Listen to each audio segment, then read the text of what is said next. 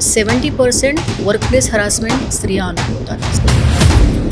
Sexual हॅरेसमेंटचं प्रमाण खूप वाढलेलं आहे आणि दिसतंय ते, पण त्याच्याबद्दल कोणी बोलत नाही. करिअर संपून जाईल या भीतीने महिला तक्रार करत नाही. ते आत्ता जेनजींना कोणी काम देत नाही आहे. भाषेबद्दल मी ऐकून घेणार नाही. मोठे असो काही असो ते त्यांच्या भाषेत बोलतात किंवा ते इंग्लिशमध्ये बोलतात. आता ज्या पद्धतीने हे टॉक्सिक वर्क कल्चरबद्दल खूप उघडपणे बोललं जात आहे. हे जी मुलं नवीन येतात, ITA झालेली, डिप्लोमा होल्डर्स, मेकॅनिकल किंवा इलेक्ट्रॉनिक, तर यांना ना फुटपट्टीचं सुद्धा माप जमत नाही. सारखंच काम करायचं पुरुषांच्या बरोबरीनं. काम हे आयुष्य नाही आणि कामाशी आपलं आयडेंटिटी जोडायची नाही. लेबर डिपार्टमेंट जे आहे महाराष्ट्राचा, त्यांनी हे आता जाहीर केलं आहे की आम्ही पुण्यातल्या सगळ्या IT कंपनीजमध्ये जाऊन याचा सर्वे घेणार. पण मग हे आतापर्यंत झोपले होते का?